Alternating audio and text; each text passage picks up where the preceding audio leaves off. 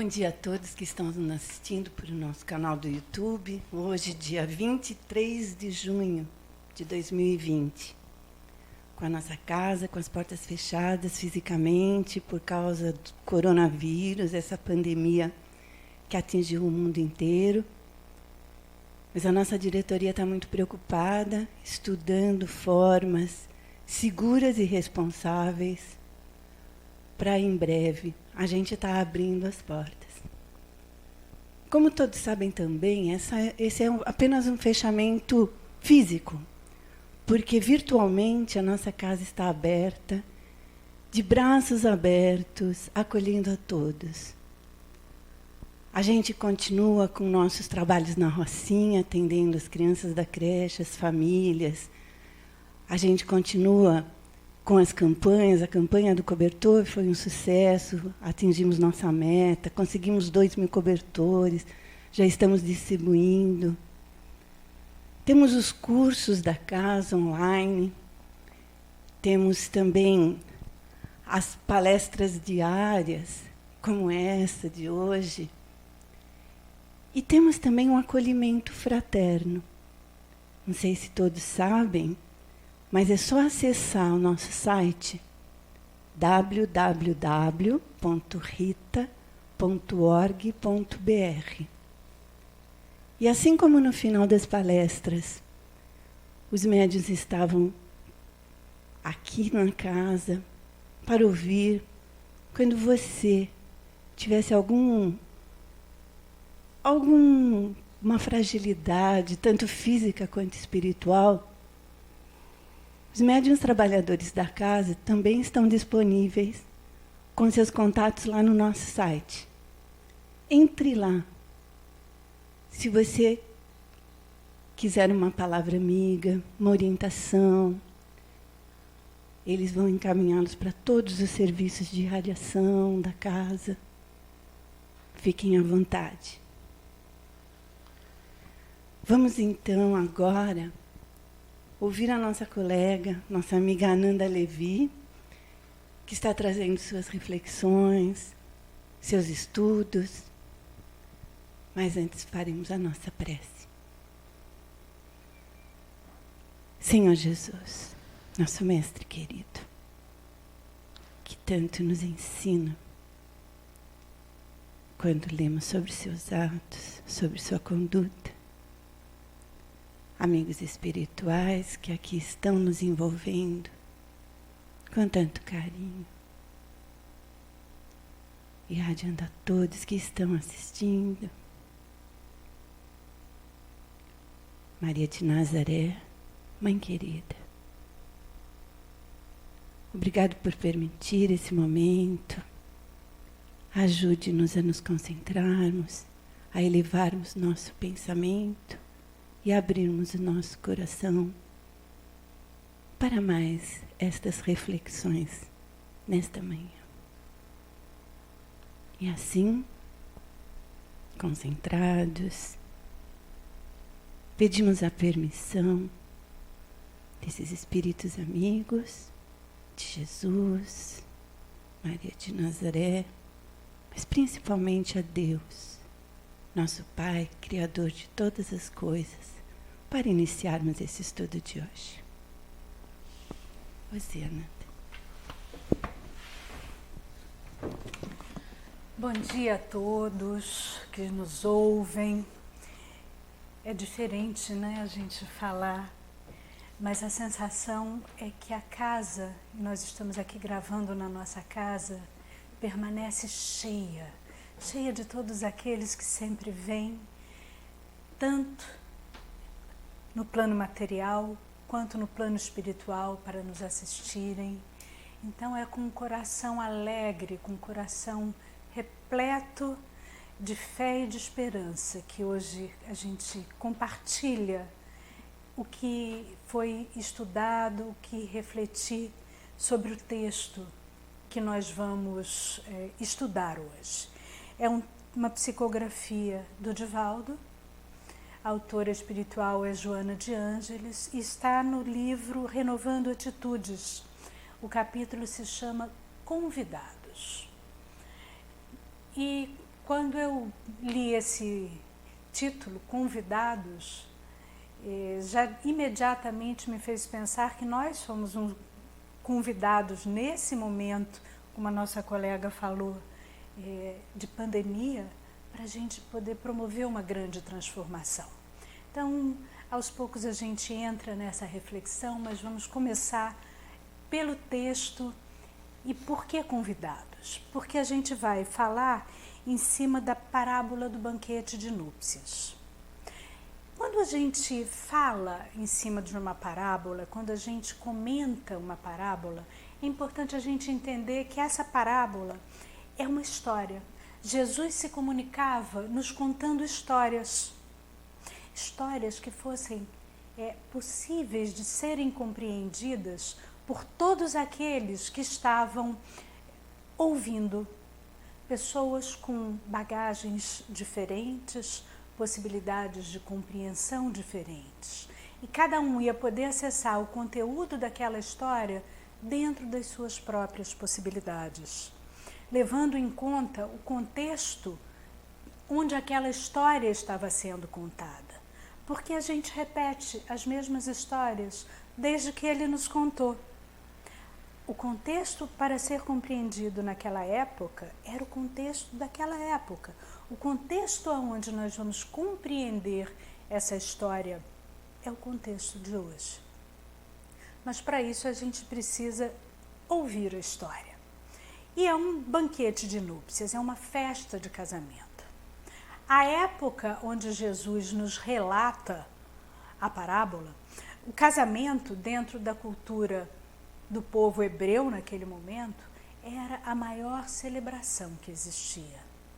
Era um momento de unificação, de reunião de famílias, aonde você construía uma nova possibilidade. Uma nova família surgia da união de duas famílias, de dois grupos, para dar prosseguimento à vida, à própria história. Então aqui é a história do casamento do filho de um rei. Esse casamento é planejado com muita antecedência. O rei manda engordar o gado, manda engordar as ovelhas e os cordeiros, acumula seus grãos para que a festa de casamento fosse maravilhosa. Manda limpar a casa, preparar tudo. Quando tudo está pronto, o rei envia os seus emissários e diz: levem os convites e tragam os convidados. Os emissários vão. E aí os convidados estão muito ocupados com a própria vida. Tem compromisso aqui, tem compromisso, tem negócio, não vamos, por favor não nos importunem.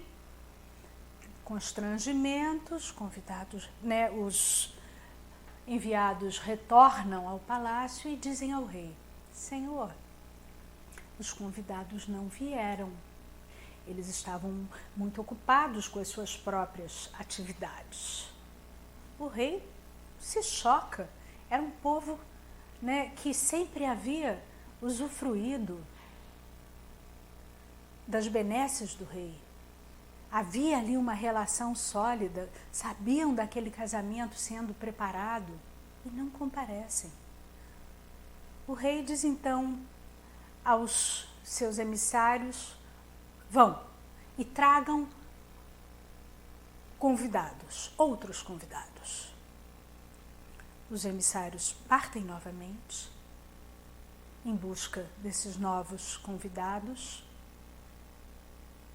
E aí chegam lá, e esses, mais mal criados do que os anteriores, inclusive matam algum dos emissários, incomodados com tamanha insistência, porque eles não queriam deixar o que estavam fazendo para irem para uma festa de casamento que ia requerer que eles deixassem aquelas atividades, se preparassem, comparecessem à festa. Normalmente levavam vários dias as festas.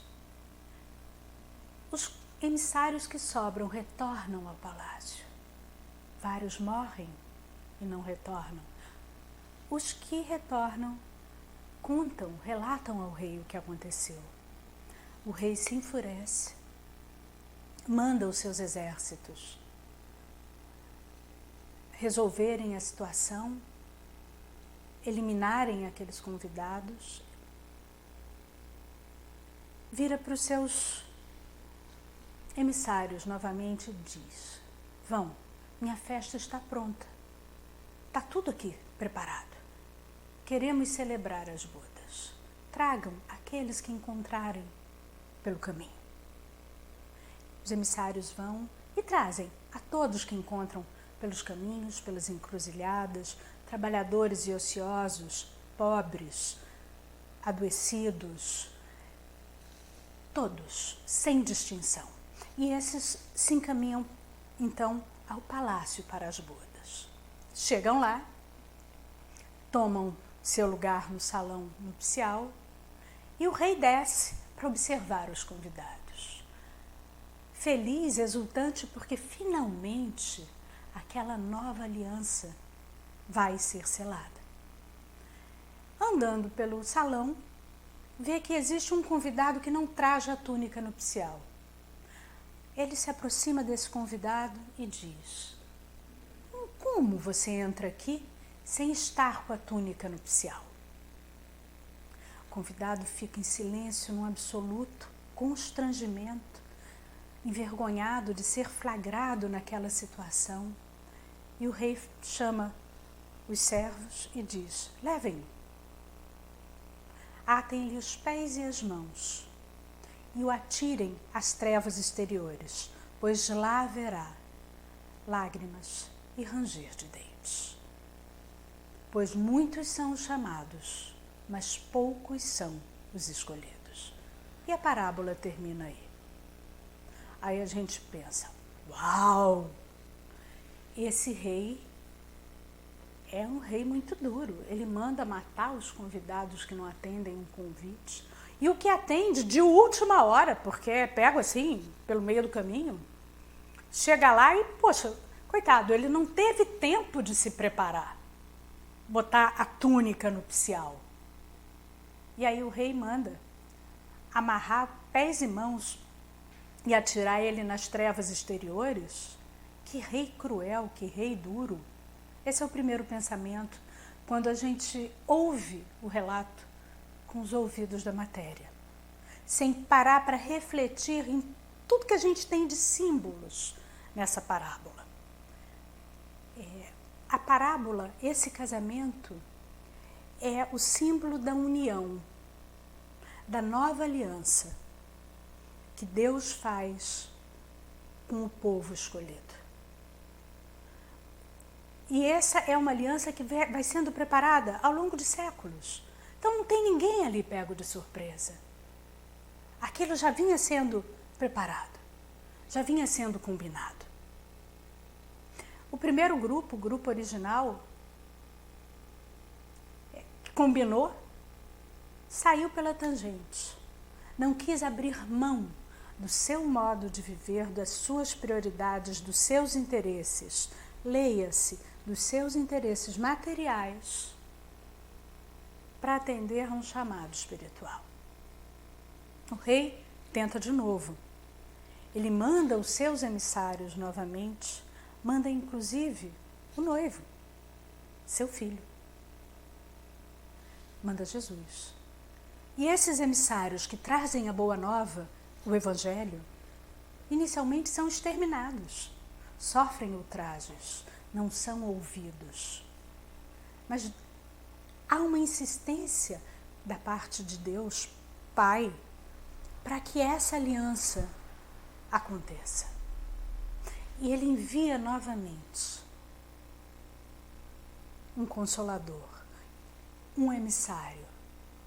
E esse leva a mensagem para todos, não mais para um grupo inicialmente escolhido, mas para todos.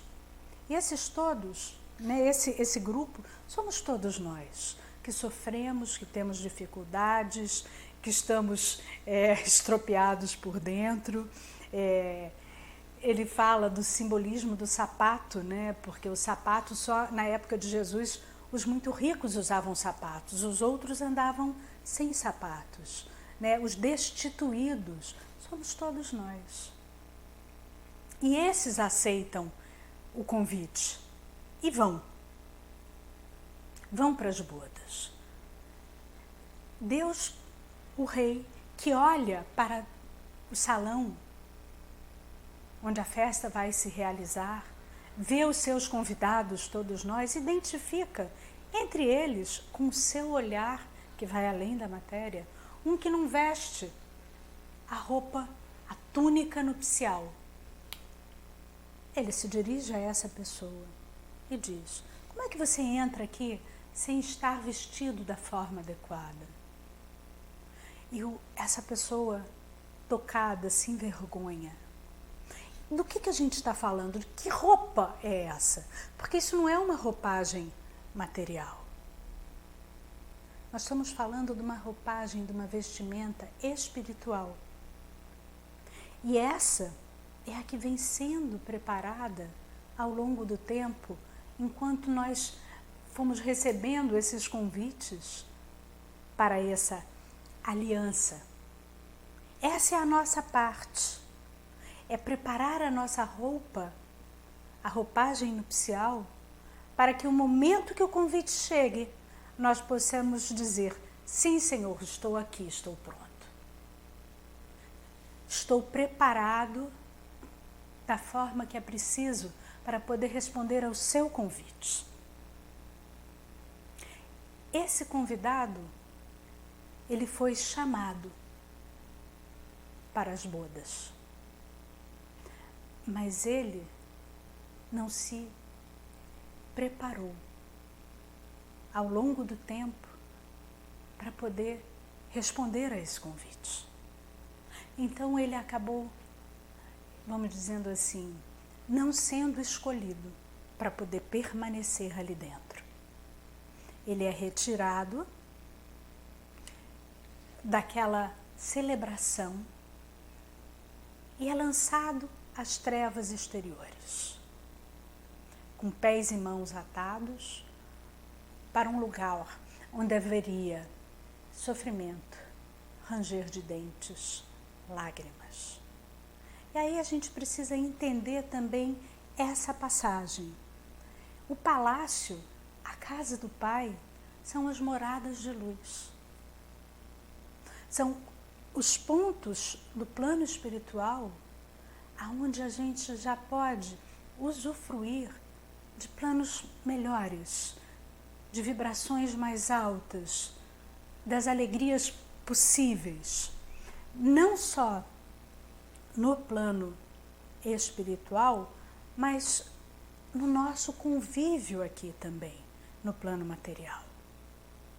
Existem momentos onde a gente desfruta de alegria, de harmonia, de paz, momentos individuais, momentos coletivos, e momentos onde passamos por dificuldades, passamos por sofrimentos, porque existem coisas que precisam ser aprendidas por nós para que a gente possa seguir.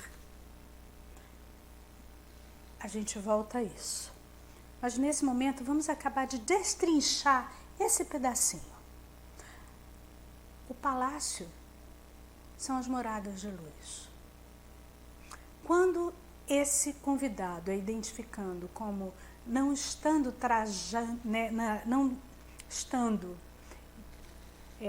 trajado da forma adequada, ele é retirado e ele é enviado para um lugar compatível com a sua vestimenta, com o seu traje, com aquilo que ele preparou para ele mesmo ao longo do tempo, daquela existência, das suas existências anteriores. Então, ali, ele vai lidar com a lei de ação e reação. Ele vai para uma frequência, para um local, onde ele vai poder se deparar com ele mesmo, para que ele possa se reorganizar internamente, para que ele possa aprender o que é necessário e se transformar interiormente para subir, para se elevar, para aí sim, nesse processo, preparar a sua túnica nupcial. Quando a gente fala desse processo, a gente está falando na lei do progresso.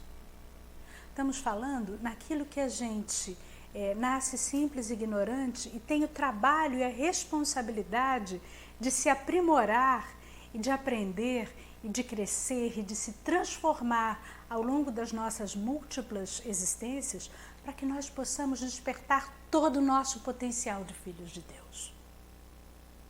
Porque se nós somos filhos do Pai, nós trazemos um imenso potencial dentro de nós, mas é responsabilidade nossa fazer com que nós nos despertemos.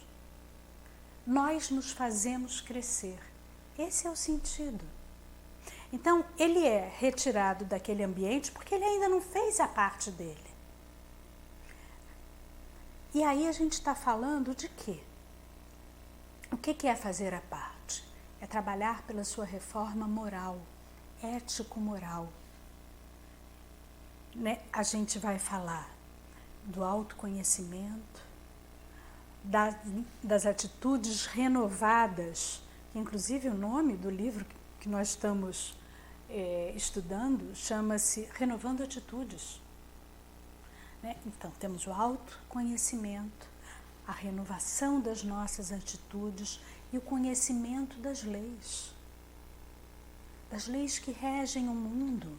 São os parâmetros para que nós possamos viver bem, viver em harmonia, viver em sintonia, construir um mundo que seja melhor, não só para nós, mas para o nosso próximo.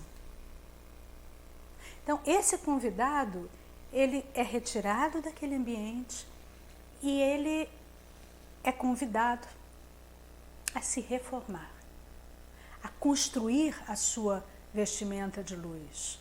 Essa vestimenta de luz não é algo que a gente entra na lojinha, prova a roupa e sai vestidinho com ela. Não. Né? Vamos dizer que é uma peça de refinada alfaiataria, feita sob medida, com muito cuidado. Com o quê?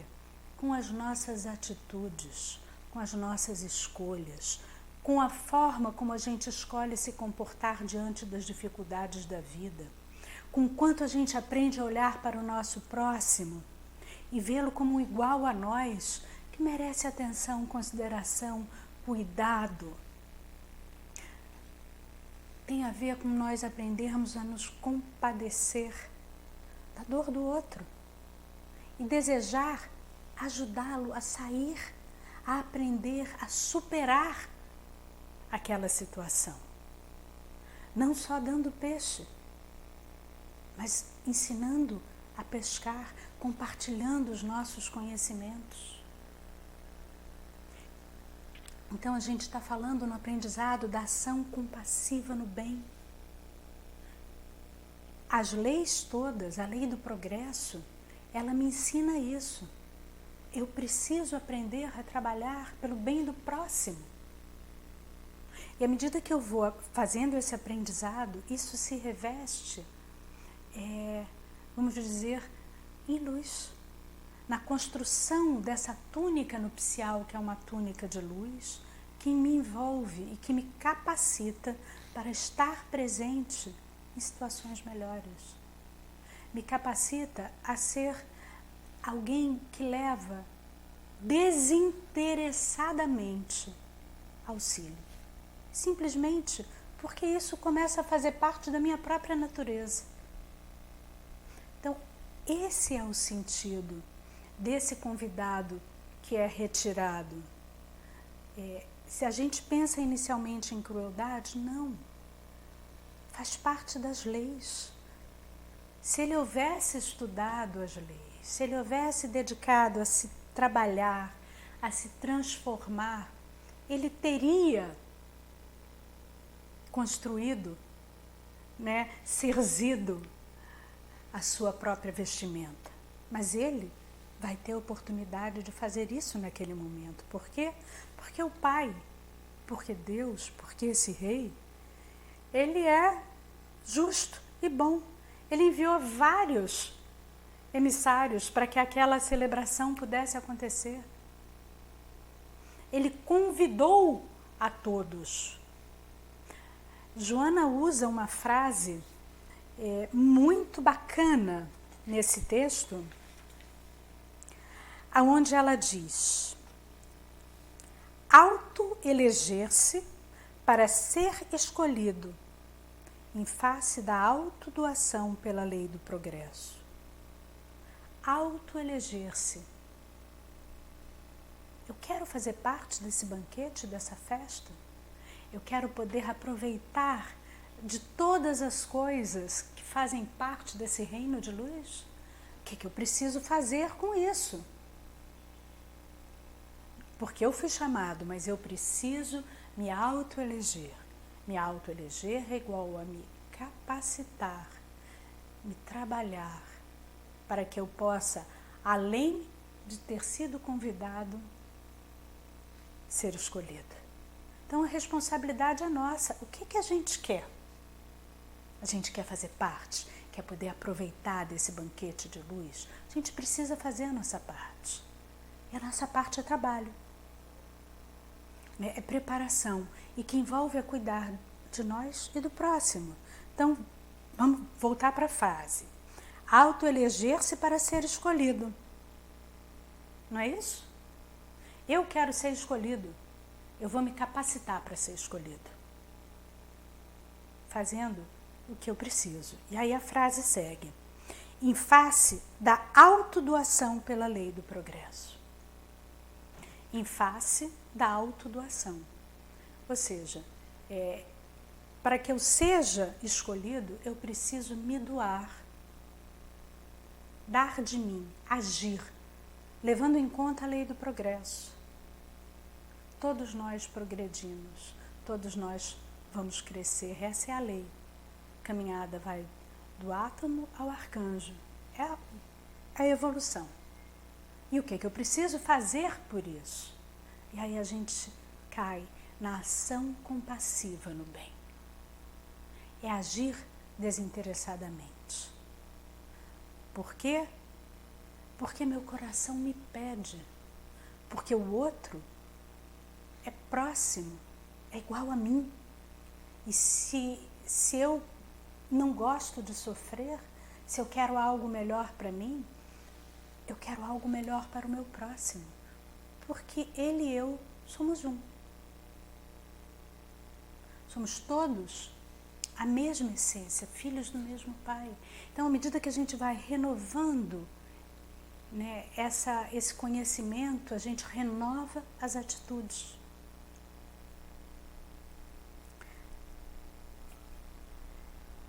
E agora a gente vem para o momento atual que nós estamos vivendo. Essa pandemia nos traz um profundo convite, individualmente e socialmente. O mundo está sendo transformado. Para que essa transformação aconteça, é preciso que haja uma mudança de consciência em mim. Eu quero ser escolhido para viver nesse novo mundo. Vamos lembrar que dentro da doutrina espírita nós sempre falamos num mundo de provas e expiações e num planeta de regeneração. E nessa transição, é isso que estamos literalmente vivendo. Eu quero ficar e poder viver nesse mundo melhor. O que eu preciso fazer por isso? Eu quero me auto-eleger para viver aqui. Então, o que eu preciso fazer? Porque esse mundo que a gente conhece dessa maneira, que nos trouxe até o momento que estamos vivendo, ele a partir de agora vai precisar ser diferente. Os convites foram sendo feitos para que nós fizéssemos a transformação. Aprender a olhar para o próximo, distribuir melhor os nossos recursos, cuidar daqueles que precisam ser cuidados. Antigamente, todas essas situações aconteciam com catástrofes, guerras, já tivemos outras pandemias, para que houvessem mudanças. Nós estamos vivendo uma situação como essa. Para que nós possamos ir adiante, nós vamos precisar aprender mais sobre essa ação compassiva no bem. Ajudar o próximo. Quando eu uso a máscara, não é de mim que eu estou cuidando, eu estou cuidando do próximo, que está ali junto a mim. E ele, ao usar uma máscara, faz a mesma coisa. Ele cuida de mim. Então, é um movimento onde estamos aprendendo a cuidar uns dos outros de maneira muito diferente. Isso nos faz crescer como indivíduos, isso nos faz crescer enquanto sociedade. Quantas ações de grupos, de entidades civis estão sendo feitas nesse momento para que nós possamos cuidar dos nossos. Temos observado muitas dificuldades, mas tantos pontos de luz surgindo. E isso tem relação com esse convite, com essa aliança, que novamente nos está sendo ofertada o convite, para que nós possamos fazer em nós toda a reforma moral necessária para nos adaptarmos a uma nova realidade, para podermos adentrar no palácio, né, nesse espaço de mais luz. E não é um palácio material, não adianta a gente pensar em grandes palácios, salões de festa, decorados, candelabros, mesas, muita comida. Não! A própria natureza é o nosso palácio. Nós temos tido dias gloriosos agora em julho. Ar puro, verde, a natureza viva. Esse é o palácio de luz para ser compartilhado. Aqui, no plano material, para que quando nós adentrarmos ao plano espiritual, no momento correto, possamos ser escolhidos para compartilhar dos reinos de luz no plano do Espírito. Nós vivemos muitas vidas. Por quê? Porque nós temos muitas oportunidades para nos renovarmos. Estamos tendo uma aqui, agora, encarnados, vivendo esse momento. E cabe a nós aproveitar da melhor forma possível as oportunidades que nos estão sendo ofertadas nesse momento. Joana nos pergunta nesse texto, antes de finalizar, em que classe de convidado te encontras? Que tipo de convidado você quer ser?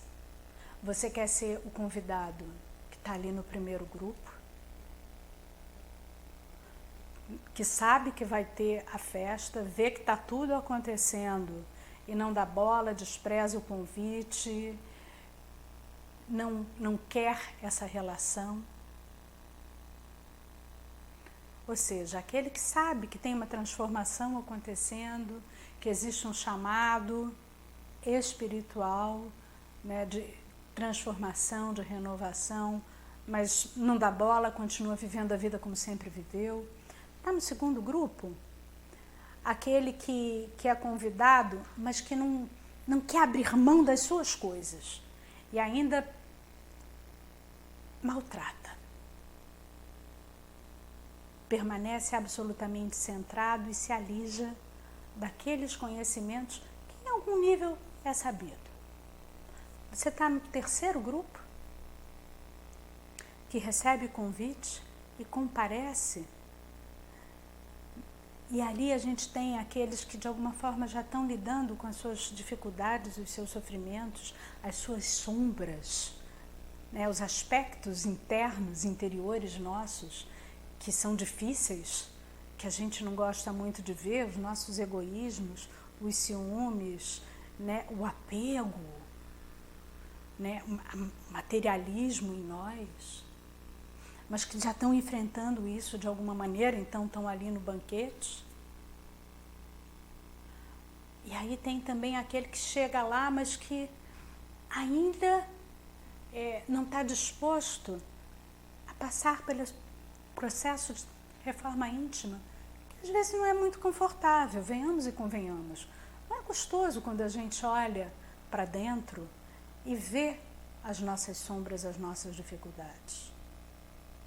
Mas a gente pode olhar para isso, reconhecer a necessidade de transformação e trabalhar pela transformação, sem nos julgarmos. Esse papel não é nosso. O julgamento não nos cabe. A nós cabe reconhecer e trabalhar para transformar. Isso constrói a túnica nupcial. Então, que tipo de convidado nós queremos ser? Como nós queremos viver a nossa vida para construir essa aliança, né? Esse casamento com o divino em nós, com Deus em nós. E esse casamento ele acontece a partir desse processo de reforma íntima e do trabalho compassivo no bem. Temos muitas oportunidades para isso nesse momento. Espero que nós possamos aproveitá-las da melhor forma possível. Paz e bem a todos. Obrigada, Ananda, por essa mensagem tão bonita, tão carinhosa que nos foi feita, para que refletamos todos agora quem queremos ser, como construir essa túnica de luz e nos aproximarmos cada vez mais do nosso Pai. E assim agradecidos, com essa paz interior que estamos sentindo, pedimos aos bons espíritos que aqui nos envolveram, a Maria de Nazaré, a Jesus, nosso irmão, nosso mestre querido, e principalmente a Deus, nosso Pai, Criador desse universo, de todas essas coisas lindas, que nos permita terminar esse nosso estudo de hoje. Graças a Deus.